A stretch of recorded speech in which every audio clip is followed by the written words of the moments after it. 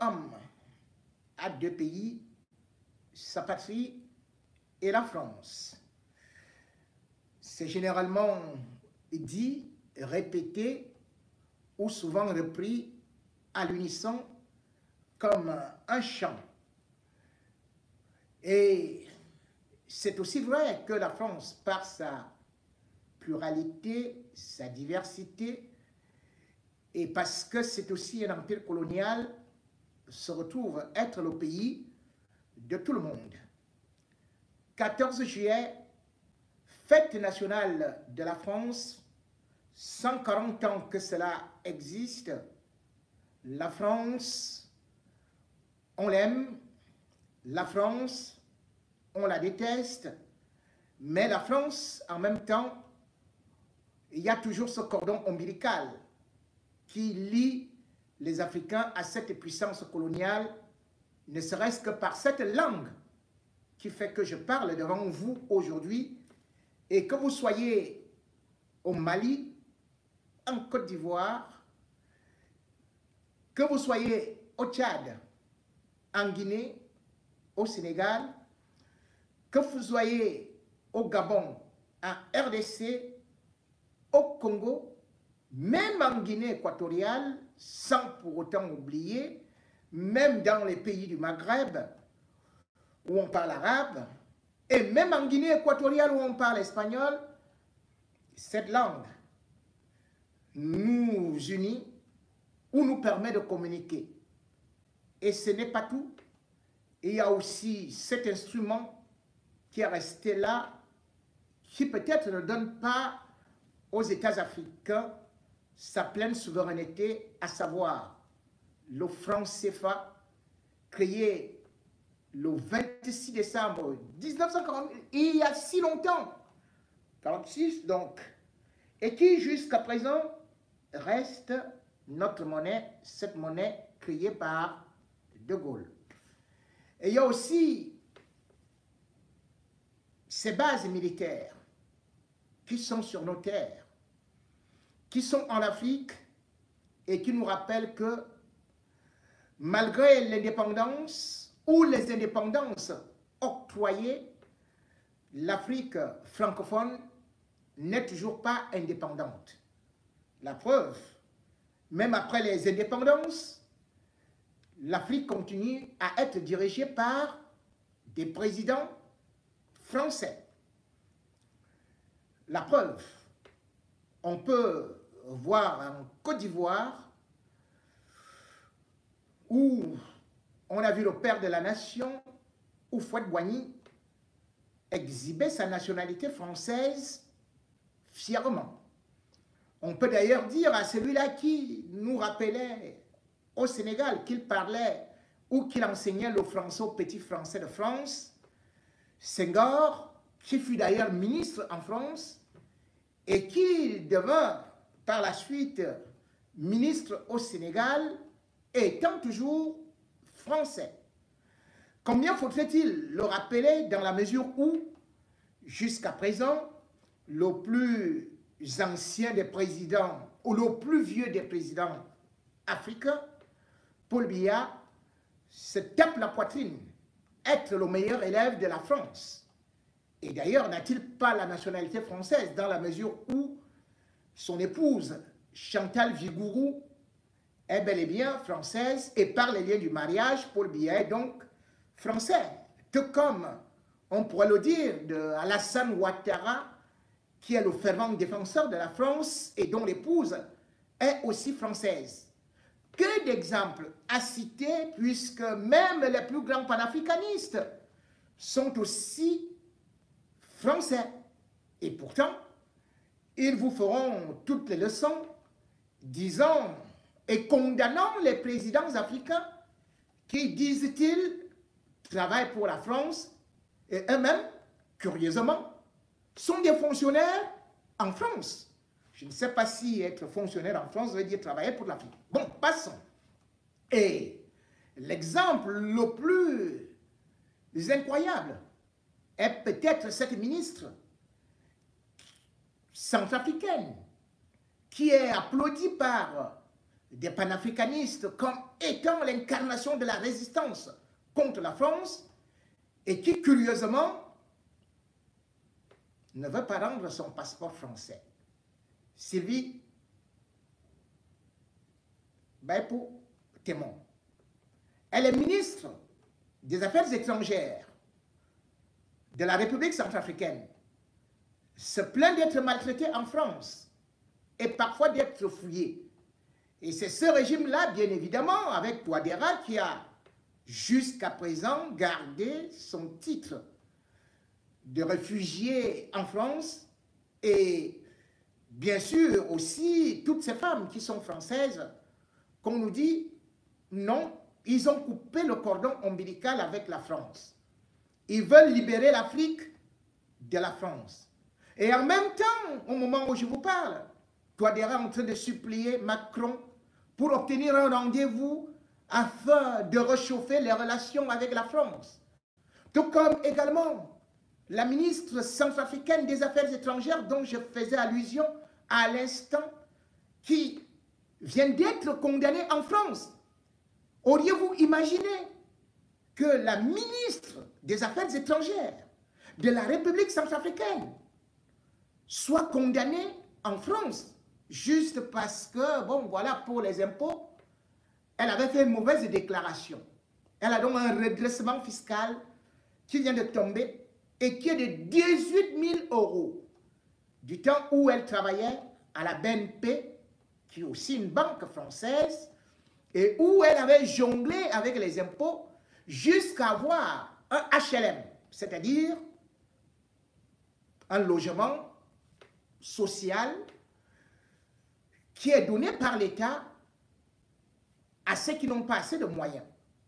La ministre des Affaires étrangères de la République centrafricaine, qui a un passeport Bordeaux, qui est donc française, a conservé son appartement à Paris, après avoir pris juste auprès de sa banque ce qu'elle appelait une mise en indisponibilité pour aller juste pour un séjour à Bangui. Elle est devenue ministre, elle n'a pas dit c'est fini avec la France, elle a continué à jongler et à garder son HLM calmement. Cet HLM vient de lui être retiré. Sa mère, française, vit à Blois, en France. Comment peut-on donc se libérer de la France lorsque les dirigeants africains sont pratiquement à la remorque de la même France, ou alors font un double jeu avec la France et font semblant d'être tellement panafricanistes et veulent avoir des rapports avec d'autres pays, d'autres grandes puissances, tout en revenant supplier, comme d'ailleurs le 22 avril dernier, lorsqu'elle a eu à faire un passage devant l'Assemblée nationale, elle disait qu'elle faisait tout pour réchauffer les relations parce que les autorités centrafricaines ne parviennent plus à avoir des visas pour venir en France et parce qu'à l'instant, il y a au moins 3 ministres centrafricains qui demandent une évacuation sanitaire en France. Mon Dieu! Pourquoi ne peuvent-ils pas aller dans un autre pays? Pourquoi ne peuvent-ils pas multiplier d'autres relations multilatérales que de pouvoir tout simplement venir toujours et encore en France tout en demandant à la jeunesse, attendez, nous avons vous libéré du joug de l'oppresseur. L'oppresseur français est donc là, mais en même temps, il faudrait savoir que cette puissance qui, jusqu'à ce jour, est là présente en Afrique, n'est pas la seule. Parce que la France perd son influence, la France perd aussi des marchés, et c'est pour cela que Macron, qui nous disait casser, rompre avec la France-Afrique, annonce en grande pompe sa visite en Afrique. Oui, le jeune Macron, qui ne voulait pas faire comme les anciens Français, est retombé dans la même marmite de la France-Afrique, où d'ailleurs il a attendu comme un messie. On l'annonce même au pays de Paul Biya, le pays des panafricanistes, le pays où on dit qu'on ne veut plus de la France, et où on est si content d'accueillir Macron de telle sorte que c'est le journal d'Amougoubéling à l'anecdote qui donne l'information en grande une. Il est là, il arrive avec le tapis rouge. Emmanuel Macron. Ce sont les mêmes Camerounais qui venaient juste de défiler devant l'ambassade de la France au Cameroun en disant qu'ils ne veulent plus de la France. Ce sont les mêmes qui nous ont dit qu'il fallait chasser l'ambassadeur de la France du Cameroun, Guillou, nous disant que le Cameroun était un pays souverain. Ce sont les mêmes qui étaient en train de condamner Calibro, disant qu'il est parti maintenant magouiller une naturalisation auprès de la France pour salir le Cameroun. Ce sont les mêmes qui nous disaient que la diaspora travaille avec la France pour déstabiliser le Cameroun, et ce sont les mêmes aujourd'hui qui sont contents d'annoncer que Macron arrive en Afrique avec escale au Cameroun le 26 juillet et que Paul Biya sera bel et bien là pour l'accueillir. C'est eux qui, aujourd'hui, trouvent cela comme étant une bonne nouvelle, alors que tous ces derniers temps, ils nous ont démontré que la France était cette puissance qu'il fallait absolument chasser de l'Afrique. Ce sont eux qui nous ont dit, oh là, Paul Biya a définitivement balayé la France, refusé les accords militaires et est parti maintenant signer les accords avec la Russie. Mais finalement, ce n'est pas Poutine qui arrive au Cameroun, mais c'est Macron. Bon Dieu, Macron est-il devenu russe? Est-il devenu chinois? Mais non, c'est le même Macron qui d'ailleurs, le 10 octobre 2010, donnait des leçons comme un grand patron à Paul Biya, ce vieux garçon, lui demandant justement qu'il trouve des solutions pour résoudre la crise anglophone. Le 10 octobre 2010, c'est le même Macron qui demandait à Paul Biya de trouver un statut particulier pour un statut spécial, autant pour moi, pour les régions du nord-ouest et du sud-ouest en proie à la crise. C'est le même Macron qui donnait les instructions à Paul Biya de libérer Maurice Kamto, son opposant qui était à Kondengui. C'est le même Macron qui, au salon de l'agriculture, devant Calibro, disait qu'il allait appeler Paul Biya pour lui dire ci, pour lui dire ça. Et maintenant, c'est le même Macron dont on célèbre l'arrivée au Cameroun comme si Jésus était né, était ressuscité, ou bien était plutôt de retour sur sa terre. Voilà donc ces comportements qui font de telle sorte que les Africains ne comprennent pas exactement quelle direction leurs dirigeants prennent. Un pied à gauche, deux pieds à droite, puis encore deux pieds à gauche, trois pieds en arrière, un pied devant. On fait la danse bafia. On danse le tango à reculons. Le tango à reculons, la France également la danse en Afrique. On peut le constater que ce soit au Mali où la France a eu une réponse rude des autorités maliennes, puisque c'est la France qui a d'ailleurs lancé le premier coup d'envoi en expulsant l'ambassadeur du Mali en 2020, et par la suite, le Mali a répliqué en expulsant aussi l'ambassadeur de la France au Mali, et par la suite, le 17 février 2022, c'était le tour des autorités maliennes à hausser le ton et mettre fin à ce qu'on appelait la mission Barkhane, la mission française au Mali. C'était le début d'une sorte d'hémorragie avec cette rancœur, cette forme de revanche que les peuples africains sont en train de prendre contre la France.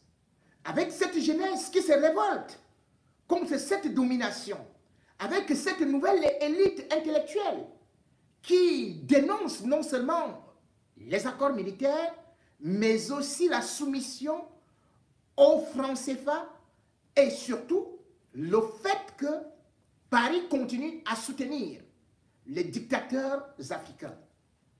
On voit donc partout en Afrique une sorte de bouillon, ou plutôt une sorte de révolution qui est en train de naître, comme la Révolution française. On voit ces peuples qui sont en train de se soulever contre des dirigeants. On voit la France qui est en train de reculer, puisque d'ailleurs, lorsqu'on essaie de regarder aujourd'hui la France par rapport à son influence d'avant, en 20 ans, a perdu la moitié de ses contrats en Afrique.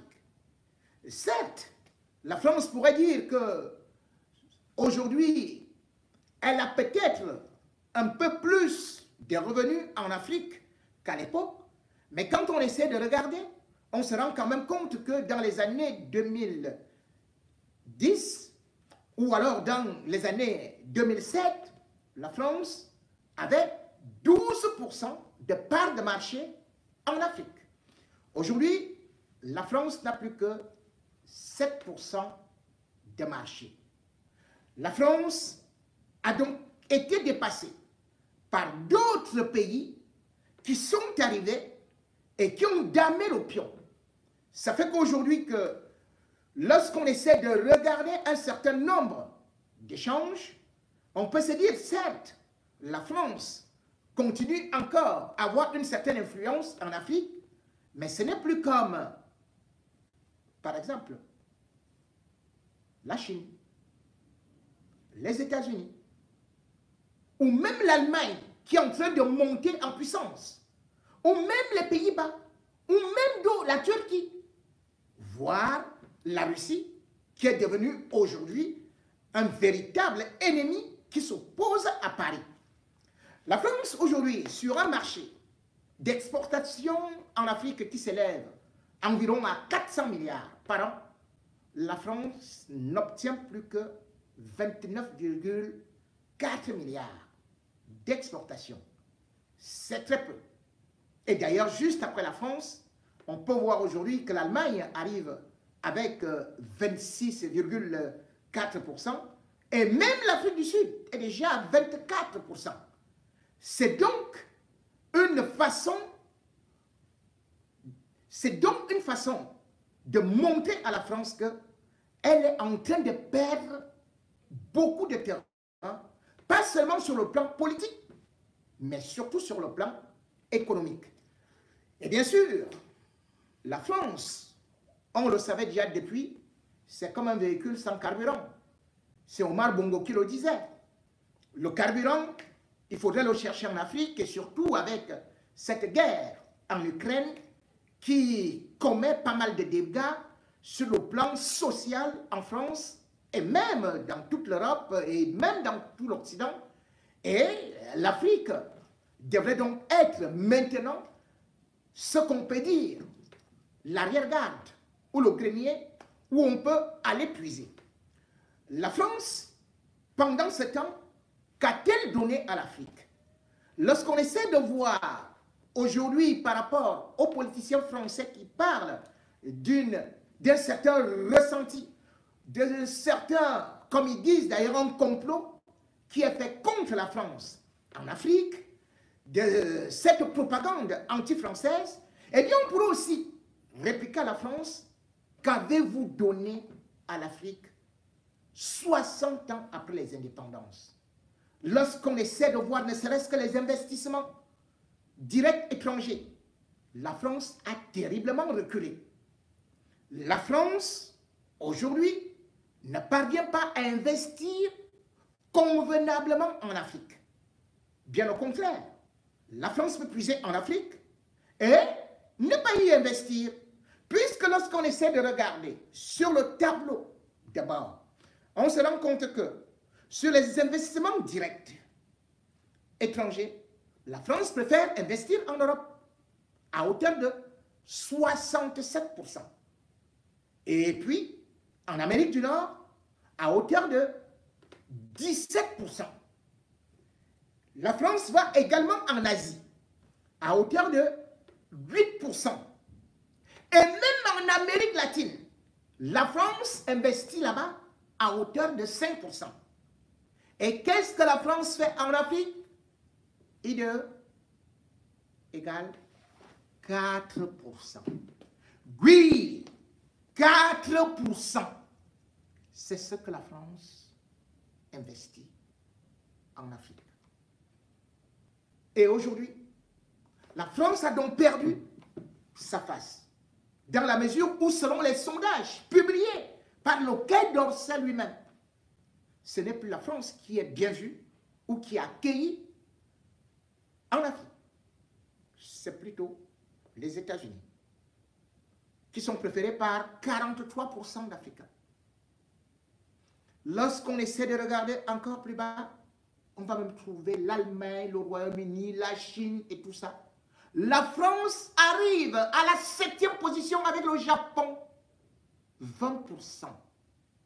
Et même dans la part des marchés, la France aujourd'hui, c'est beaucoup plus dans un pays plutôt anglo-saxon. C'est-à-dire, c'est au Nigeria. Emmanuel Macron a donc décidé de faire une reconquête de l'Afrique. Cette visite ne vise pas uniquement le Cameroun, qu'on soit clair. Le calendrier de Macron vient d'abord de cette rencontre qui a eu à Paris, c'était en 2019, et aussi, c'était une promesse qu'il avait eu à faire au président de la RDC, Félix Tshisekedi, qui devrait aller en RDC. Il pourrait y passer nuit, mais au Cameroun, il fera certainement une demi-journée. Il n'y a pas encore de certitude, puisqu'au niveau de l'Élysée, on ne communique pas, parce que ça se négocie toujours derrière, avec quelques enveloppes qui doivent passer, parce qu'il faut savoir que pour que un président français arrive parfois au Cameroun, il se fait même acheter par étoudi, comme François Hollande. Pour qu'il vienne, il a fallu que Paul Biya puisse passer par le fils de l'ancien ministre des Affaires étrangères en lui donnant au moins 11 milliards de francs CFA pour qu'il puisse aller négocier. Pour l'instant donc, ce n'est pas encore officiel, mais tout semble converger de telle sorte que Macron pourrait être au Cameroun en date du 26 juillet.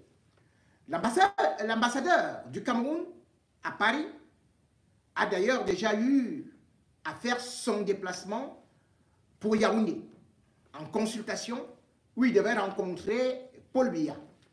Beaucoup d'autres choses sont en train de se préparer en coulisses, parce que Macron aura une séance de travail très importante, pas seulement avec Paul Biya, mais avec des personnalités qui sont supposées être clés de vous pour la transition. Quels seront donc les objectifs de Macron au niveau du Cameroun? Pourquoi ce déplacement va-t-on demander?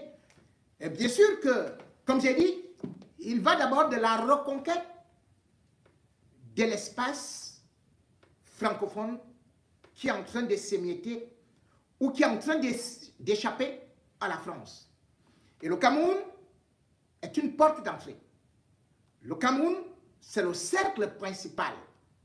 Et par rapport à ce qui se passe actuellement, au niveau de la République centrafricaine avec Touadéra qui a eu à introduire le Bitcoin, le Sango Coin, eh bien c'est toute la sous-région qui est menacée. Et Macron ne voudrait pas que cette déstabilisation puisse toucher tous les États africains, enfin, de l'Afrique centrale. Quand il arrive donc, il a d'abord envoyé une émission de préparation de cette rencontre, avec bien sûr le Quai d'Orsay, le directeur Afrique qu'on appelle Bigot, qui a rencontré Biya en mai 2022, et qui ont essayé de parler par rapport au Bitcoin qui arrive, ou bien qui est entré, et qui a commencé déjà à déstabiliser. Et parlant justement de ces Bitcoins, justement la République centrafricaine se retrouve déjà en difficulté, et ce qui veut aussi dire que tout l'espace sera en difficulté.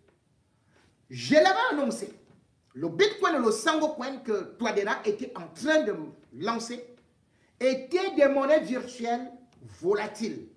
C'était des monnaies qui ne pouvaient pas amener un pays vers la prospérité. Et c'est une monnaie que j'avais qualifiée de Jambo. Partir avec un État, partir avec toute la population vers cette monnaie, les panafricanistes, les intellectuels camerounais, ou plutôt les universitaires camerounais, ou franco-camerounais, il n'en existe même pas, français, clair, ont soutenu cette opération.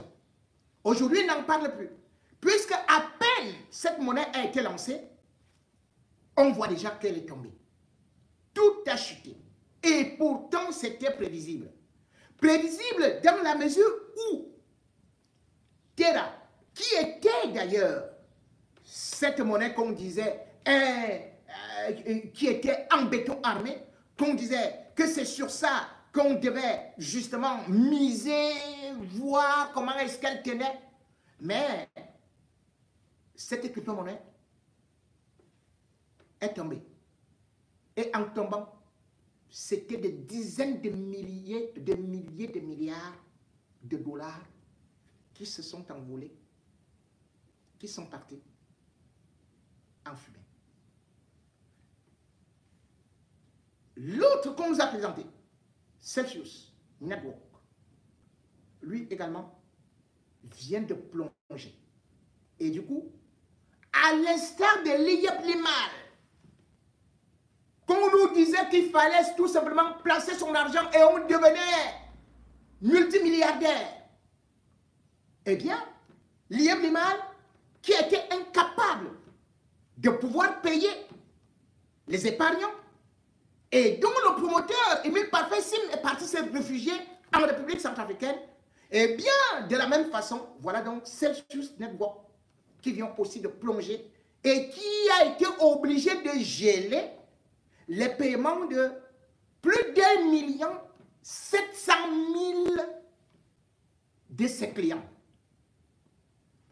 À l'instant où je vous parle, il faut se dire que le Bitcoin ou le Sangocoin de Touadéra, à peine lancé, direct, plongeons dans les abîmes de l'infini. Et quand on va dans ces abîmes-là, on se rend quand même compte parce que les gens se sont basés sur des statistiques qui dataient du 10 novembre 2021, où bien sûr le Bitcoin avait acquis une valeur de 68 991 000 dollars. Mais aujourd'hui, le Bitcoin ne vaut même plus 18 000 dollars. Plus les jours passeront, plus ça va plonger. Plonger, plonger, jusqu'à 0 dollar. C'est malheureusement ça que nous avons prédit. Et c'est ce qui arrive aujourd'hui. Et au lieu de faire plutôt ce qu'on demandait, à savoir que quand on veut devenir un État souverain, qu'on crée sa propre monnaie, eh bien on est parti plutôt créer une monnaie volatile, virtuelle, et aujourd'hui on donne même encore des ailes au franc CFA qui lui-même bat de l'aile, puisque l'euro maintenant est aussi en chute libre. Nous, finalement, quand la France tombe, ce sont tous les pays africains qui tombent. voilà l'inflation. Et voilà tout ce qui est en train d'arriver. Et cela risque de créer des guerres ou des révolutions. Emmanuel Macron arrive donc en Afrique en prévention de ce qui risque de se passer. Avec les émeutes de la faim, avec, bien sûr, des coups d'État qui risquent de devenir ce qu'on peut parler d'une série non-stop, et aussi de ce qui pourrait arriver comme la fin définitive de la France en Afrique. Les temps sont graves, les temps sont mauvais, parce que la révolution est en train de se préparer en Afrique. La France arrive donc, bien sûr, au Cameroun et dans d'autres pays francophones qui auront le relais par le truchement des Biya pour essayer de calmer ces tensions. Et ces tensions, bien évidemment, ne pourront pas faire qu'il n'y ait pas de révolution. Parce que, avec la crise qui est en train de s'accentuer, avec les matières premières qui sont en train d'atteindre des niveaux records, avec le pétrole qui manque, alors on risquerait bien d'arriver à un 14 juillet, à des 14 juillet en Afrique. Rappelez-vous, les gens parlent tout simplement du 14 juillet comme étant la fête de la France. Oui, mais ils oublient de dire pourquoi est-ce qu'il y a eu cette révolution. Cette révolution, c'était le prix des graines et surtout du pain qui avait augmenté. Les mêmes causes produisent les mêmes effets. Aujourd'hui, que peut-on manger en Afrique? Que peut-on acheter en Afrique? Tous les besoins de première nécessité se sont élevés à des hauteurs alpestres. Les prix sont inabordables. Et justement, comme je le disais, la Révolution française, ça avait commencé aussi de la même façon lorsque Louis XVI, tout puissant, dans la monarchie, était en train d'écraser le peuple français et ne savait pas que ce peuple français allait se révolter contre lui. Lorsqu'il avait senti les prémices d'une révolte, Louis XVI avait couru comme Macron est en train de courir là. Il avait même liquidé le ministre des Finances Necker. C'était le 11 juillet 1789. Mais la colère des Français ne s'était pas arrêtée là. Parce que les Français voulaient encore beaucoup plus.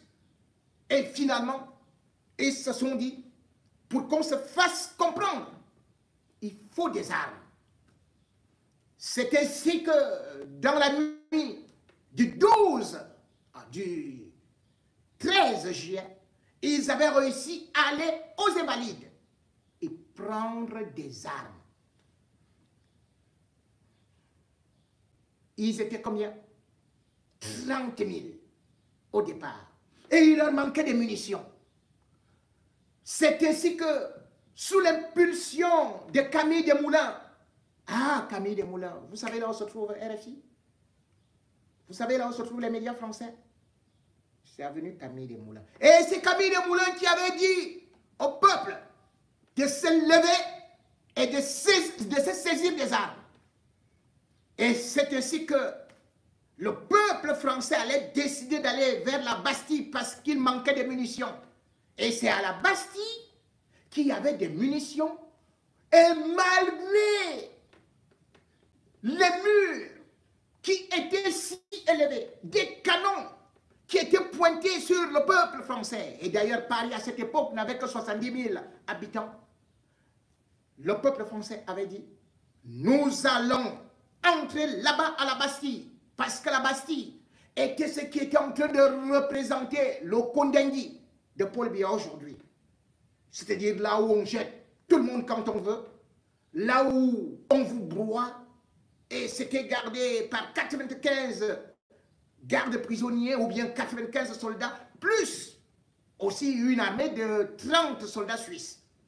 Mais lorsque le peuple s'était dressé, eh bien, il avait réussi à faire tomber la Bastille. Ils avaient brûlé les 54 barrières qui avaient été dressées tout autour de Paris. Le peuple français avait avancé jusqu'à ce qu'il avait pris la Bastille. D'où le 14 juillet.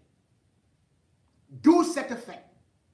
Mais curieusement, en Afrique, c'est la même France qui interdit au peuple de se révolter. C'est la même France qui équipe les dictateurs d'armes pour massacrer le peuple.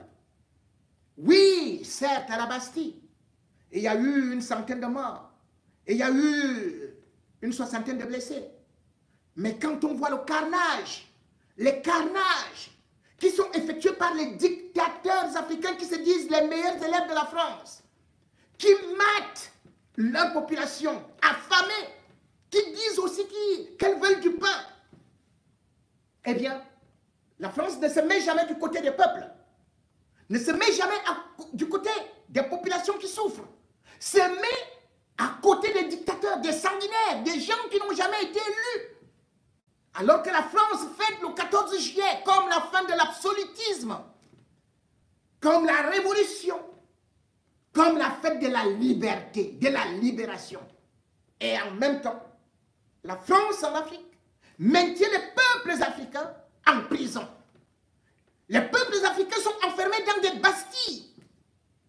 Les peuples africains sont martyrisés par les Louis XVI en puissance. Puisque d'ailleurs, Paul Biya n'est même pas Louis XVI. Lui, c'est Louis XL. Louis XL. 40 années au pouvoir. Avec la France qui valide toutes les élections. Comme au Gabon, comme au Congo, comme au Tchad, comme en Guinée équatoriale. Et c'est cette France qui veut se faire aimer. Par des Africains qui ont soif de la liberté, par des populations qui ont besoin de se libérer comme les populations françaises qui avaient pris des armes. Quand les populations africaines prennent les armes, la France et ses chefs de comptoir coloniaux, les dictateurs africains, les sanguinaires, traitent ces peuples africains de rebelles ou de terroristes ou de maquisards. C'est l'exemple au Cameroun, lorsque les Oumniobé, les Félix Moumié, les Ernest Ouadier ont voulu dire à la France, nous voulons notre indépendance. La France a coupé leur tête. En France, c'est plutôt le roi, c'est au roi qu'on coupe la tête. En France, c'est au gouverneur qu'on avait coupé la tête, mis sur un piquet, et on marchait avec la tête du gouverneur sur les rues de Paris. Mais en Afrique, c'est l'inverse. Ce sont les peuples qui veulent se libérer que la France est partie couper les têtes, exposer sur des marchés comme à l'ouest du pays. Plus de 400 000 morts. Aujourd'hui, c'est ce qui se passe encore dans des régions anglophones. Dans le nord-ouest et le sud-ouest. Oui, la France vient aussi pour demander des comptes à Biya parce que là-bas, il faut bien exploiter le pétrole. Oui, nous sommes indépendants, mais Paul Biya a offert notre chemin de fer qui a été bâti par nos pères, nos ancêtres, la Régie Ferkan à Bolloré. Nous sommes indépendants, mais Paul Biya a offert notre huile de palme que nous mangions, la soca palme, à Bolloré.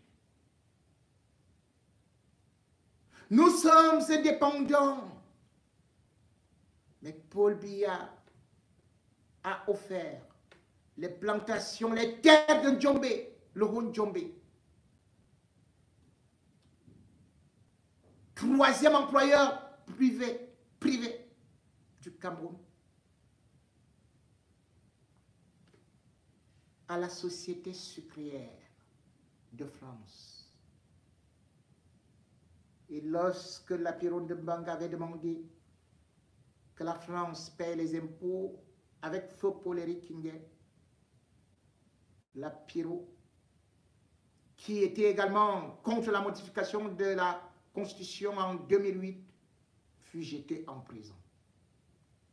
Les sociétés françaises s'étaient constituées partie civile contre ces personnalités qui croyaient défendre leurs terres et qui voulaient au moins que les employés ne soient pas des esclaves des temps modernes, des temps empiriques, que dis-je. Nous sommes indépendants,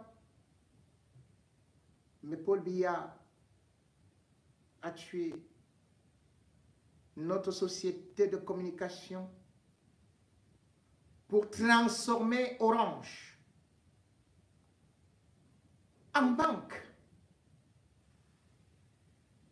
Un tel camp est mort.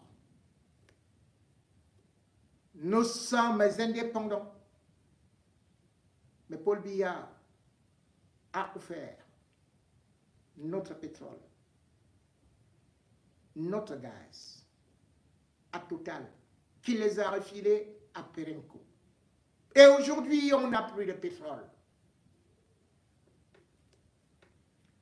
Nous sommes indépendants,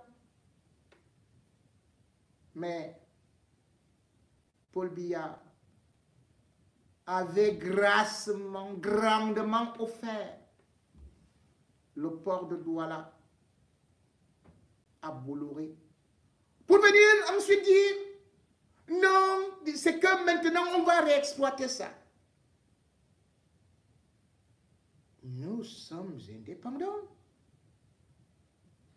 Pour l'instant, c'est la Société Générale de Banque qui est française,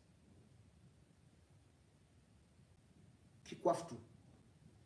Pour l'instant, c'est AXA même en assurance. Pour l'instant, ce sont les armes françaises qui crépitent. Nous sommes indépendants, cependant, le plus grand conseiller de Paul Biya s'appelle Yvonne Omnes, ancien ambassadeur de la France au Cameroun. Voilà le pays qu'on dit indépendant, que les autres disent que nous voulons vendre à la France et qu'ils ont complètement vendu à la France, où on n'a plus rien, où nous sommes plutôt traités comme des traîtres et eux comme des patriotes parce qu'ils ont tout offert à gauche, à droite. Et quand ce n'est pas la France, c'est à la Chine. Quand ce n'est pas la Chine, c'est à la Turquie. Quand ce n'est pas la Turquie, c'est à une autre puissance. Voilà ce que le Cameroun est devenu. Et avec cela, pourquoi ne donc pas comprendre que l'Angleterre, qui, elle, avait réfléchi sur la façon de donner l'indépendance à ses anciennes colonies, que l'Afrique francophone ne puisse pas aujourd'hui se dire pourquoi n'avoir pas été colonisée par les Anglais. Et aujourd'hui, on voit ça, le retard que l'Afrique francophone a eu à prendre et qui attend toujours des instructions de Paris. Le tout petit Macron va arriver là-bas, au Cameroun, avec le tapis rouge.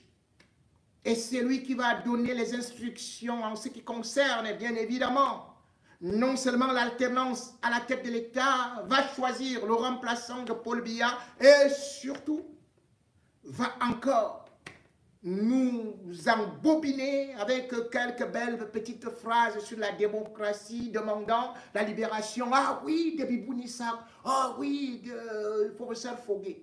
Quelques petites bisbilles. Et puis on va parler de la crise anglophone. Et surtout, ce sera aussi une bonne occasion pour le régime Biya de dire à Macron, nous avons terminé la guerre. Nous avons vaincu le plus grand ennemi de la République. La paix est revenue dans les régions anglophones. Donne-nous maintenant l'argent que tu avais promis pour la reconstruction des 2 régions anglophones. Nous avons tué le Ben Laden du Cameroun. Nous avons tué, nous avons réussi à éliminer le dangereux Field Marshal. Ça arrive à temps. Oh, c'est maintenant sur ça que ce régime pourra donc communiquer avec la France pour enfin avancer encore et toujours sur le sang des Camerounais, sur des guerres fratricides illimitées, mais sur des crises qui n'en finiront jamais.